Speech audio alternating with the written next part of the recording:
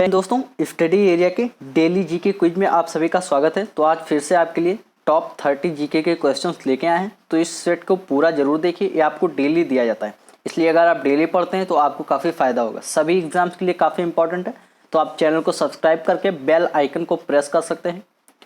इससे फ़ायदा ये होगा कि आपको डेली नोटिफिकेशन मिल जाया करेगा और आपसे कोई भी जीके क्विज मिस नहीं होगा। तो चलिए दोस्तों, ये पूरा जीके क्विज देख लेते हैं। अगर आपको किसी भी क्वेश्चन में डाउट हो या किसी भी क्वेश्चन का एक्सप्लेनेशन चाहते हो आप, तो एक बार कमेंट कर दीजिएगा, मैं आपको बता दूंगा। चलिए लास्ट तक देखते हैं कि निम्नलिखित में से कौन सा वेद गद्य एवं पद्य दोनों में लिखा गया है। निम्नलिखित में से कौन सा वेद गद्य एवं पद्य, गद्य यानी कि कहानी के रूप में और पद्य यानी कि कविता के रूप में, इतना तो आपको पता ही होगा कि हिंदी में गद्य और पद्य किसे कहते हैं। तो ये लिखा गया है आपकी यजुर्वेद को। यजुर्वेद में गद्य एवं पद्य दोनों में ऋचाएँ मिलती हैं। अगर हम बात करें ऋग्वेद की, तो ये सबसे पुराना वेद है। ध्यान रखेंगे, प्रश्न पूछा जाता है कि सबसे प्राचीन वेद कौन सा है, तो वो है आपका ऋग्वेद। और सबसे नया वेद कौन सा है, तो वो है आपका अथर्ववेद। याद रखेंगे। अगला क्वेश्चन है, अशोक का द्वादश शिलालेख क्या आदर्श प्रस्तुत करता है। अशोक का द्वादश शिलालेख क्या आदेश प्रस्तुत करता है। 4 ऑप्शन है आपके पास, चारों में से आंसर देना है। मैं आपको तुरंत आंसर बता देता हूं। अगर आप अपने आप से गेस करना चाहते हैं या अपने आप से खुद से आंसर देना चाहते हैं तो आप वीडियो को पॉज कर सकते हैं, क्योंकि अगर मैं आपको टाइमर लगा के दूंगा तो काफ़ी टाइम हो जाएगा, क्योंकि 30 क्वेश्चन करवाने हैं और ज़्यादा टाइम तो है नहीं, 10 से 12 मिनट लगते हैं। तो इतने में आपका क्वेश्चन भी आराम से हो जाएगा और आप सॉल्व भी कर लेंगे। चलिए, अशोक का द्वादश शिलालेख क्या आदर्श प्रस्तुत करता है। तो अशोक का जो द्वादश शिलालेख है वो है आपका धार्मिक उदारता के आधार पे। अशोक आप सभी को पता होगा एक महान बौद्ध शासक था, महानतम बौद्ध शासक था, सभी को पता होगा। मतलब बाद में कलिंग युद्ध के बाद में उसने बौद्ध धर्म ग्रहण कर लिया था। अगला क्वेश्चन है, आगरा नगर की स्थापना किसने की। आगरा वही ताजमहल वाला। ताजमहल कहाँ पे बना हुआ है, इसी आगरा में। कहाँ पे है, तो यूपी में। सभी को पता होगा इतनी चीज। तो आगरा नगर की स्थापना किसने की थी, तो आगरा नगर की स्थापना की थी आपके लोदी वंश के शासक सिकंदर लोदी ने। किसने की थी, सिकंदर लोदी ने। याद रखेंगे। अगला क्वेश्चन, अलाउद्दीन की दक्षिण भारत के प्रति नीति क्या थी। अलाउद्दीन सभी को पता होगा, अलाउद्दीन खिलजी, खिलजी वंश का संस्थान, खिलजी वंश का दूसरा सबसे महानतम शासक था। तो अलाउद्दीन खिलजी की दक्षिण भारत के प्रति नीति क्या थी। दक्षिण भारत जैसे तमिलनाडु केरल साइड का हो गया, तो दक्षिण भारत के प्रति उसकी नीति क्या थी। चारों में से क्या हो जाएगा, तो सबसे बड़ी नीति उसकी थी धन लूटना, केवल धन लूटना था। साम्राज्य विस्तार, इस्लाम का प्रसार या अपनी सीमाओं की सुरक्षा ऐसा कुछ नहीं था। उसका उद्देश्य बस था धन लूटकर अपने धन संपत्ति को बढ़ाना। अगला लोग क्या है दोस्तों क्वेश्चन, कि जैन धर्म के लोग मानते हैं कि महावीर थे अंतिम। तो सभी को इसका आंसर तुरंत जुबान पे रटा हुआ होगा कि महावीर जैन धर्म के अंतिम तीर्थंकर थे।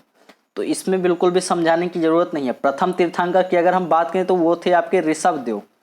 कौन से थे दोस्तों, ये भी याद रखेंगे, ऋषभ देव आपके प्रथम तीर्थंकर थे।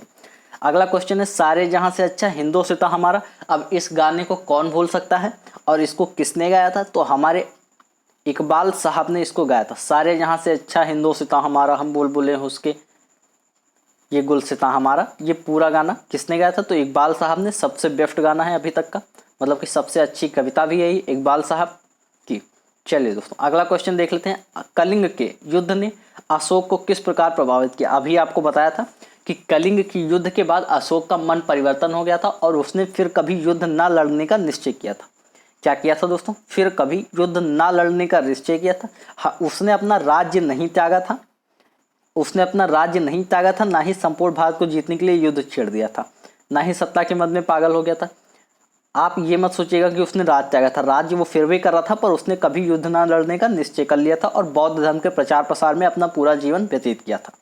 अगला क्वेश्चन क्या बनना है कि गुड फ्राइडे किससे संबंधित है। गुड फ्राइडे, तो गुड फ्राइडे सभी को पता होगा। चारों ऑप्शन जल्दी से पढ़ेंगे और जल्दी से आंसर देने की कोशिश करेंगे, बिल्कुल समय नहीं लेना है। तो गुड फ्राइडे आपका दोस्तों संबंधित है जब ईसा मसीह को सूली पर चढ़ाया गया था, उस दिन को गुड फ्राइडे के रूप में मनाया जाता है। बताओ, जब वो जिंदा थे तब उनको सूली पर चढ़ा दिया गया और मरने के बाद उनको भगवान बना के पूजा कर रहे। इंसान की यही होती है दोस्तों, जब तक बुद्ध जिंदा थे उन पे पत्थर फेंके जाते थे और जैसे ही वो मर गए उनकी मूर्तियां बन रही हैं, मठ बन रहे हैं। तो ऐसा तो हालत है आज के लोगों की। चलिए फिर भी हम क्वेश्चन देखते हैं। सन 1670 ईस्वी में शिवाजी ने अपनी विधिवत सिंहासना रोहड़ के पश्चात कौन सी उपाधि धारण की थी। सारे क्वेश्चन काफ़ी इंपॉर्टेंट है क्योंकि सारे किसी न किसी एग्जाम में जरूर पूछे गए। तो अगर आप देखते हैं तो आप ही का फ़ायदा होगा, और अगर आप सब्सक्राइब कर सकते हैं तो हम दोनों का फ़ायदा होगा।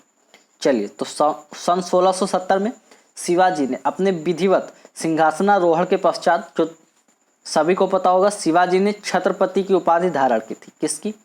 छत्रपति शिवाजी की। तुगलक वंश का अंतिम शासक कौन था जिसके शासनकाल में 1398 में तैमूरलंग ने भारत पर आक्रमण कर दिया था। तैमूरलंग बहुत ही खतरनाक शासक था दोस्तों। कहा जाता है कि इसने लाशों का पर्वत खड़ा कर दिया था, मतलब इतनी लाशें बहाई थी, फिर उनको उठा उठा के एक जगह पे रख के फिर पूरा पर्वत पहाड़ जैसा बना दिया था। तो तैमूरलंग ने भारत पे आक्रमण करके लूटपाट की थी। तो उस वक्त तुगलक वंश का शासक कौन था? तो वो था आपका नसीरुद्दीन तुगलक। कौन था? नसीरुद्दीन तुगलक। चलिए, अगला क्वेश्चन है, आगरा नगर को तत्कालीन भारत की राजधानी सर्वप्रथम किस मुस्लिम शासक ने बनाया था? यानी कि किस मुस्लिम शासक ने आगरा को भारत की राजधानी बनाया था? तो ये बनाया था आपका सुल्तान सिकंदर लोदी ने। किसने? सुल्तान सिकंदर लोदी ने। अगला क्वेश्चन है, गायत्री मंत्र का उल्लेख सर्वप्रथम कहाँ मिलता है? ये क्वेश्चन एसएससी में कई बार पूछा गया है कि गायत्री मंत्र का उल्लेख सर्वप्रथम कहाँ मिलता है।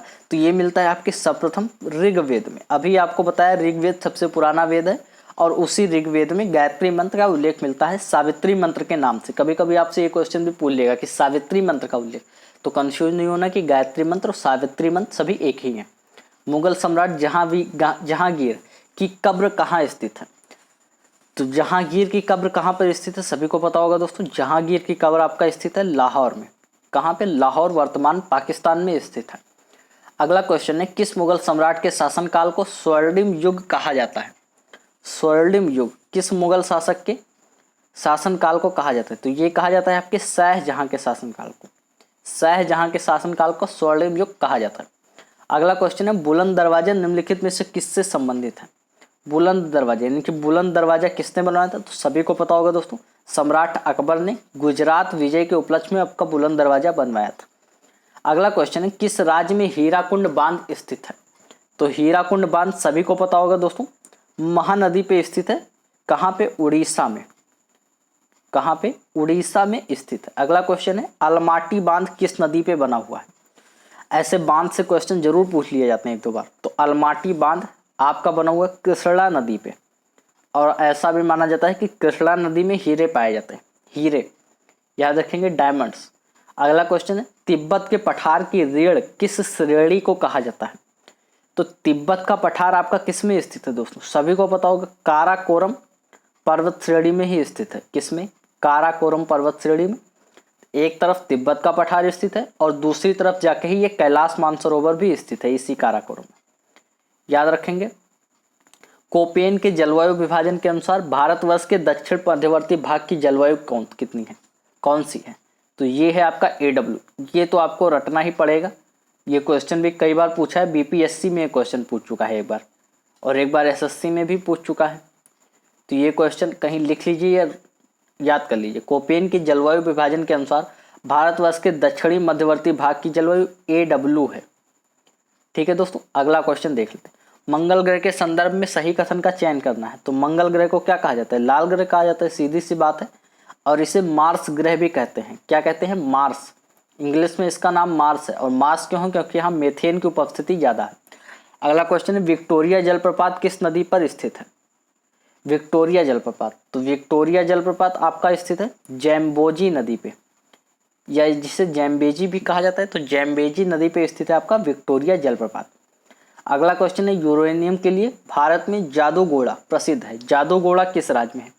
तो जादूगोड़ा आप सभी को पता होगा कि यूरेनियम के लिए कौन सा राज्य सबसे ज़्यादा प्रसिद्ध है? तो वो है झारखंड। तो आप थोड़ा सा अनुमान लगा सकते हैं कि झारखंड, जादूगोड़ा भी झारखंड में ही होगा। तो आज से ये भी याद कर लीजिए कि यूरेनियम के लिए कौन सा स्थान प्रसिद्ध है? जादूगोड़ा। कहाँ पे है? तो झारखंड में है।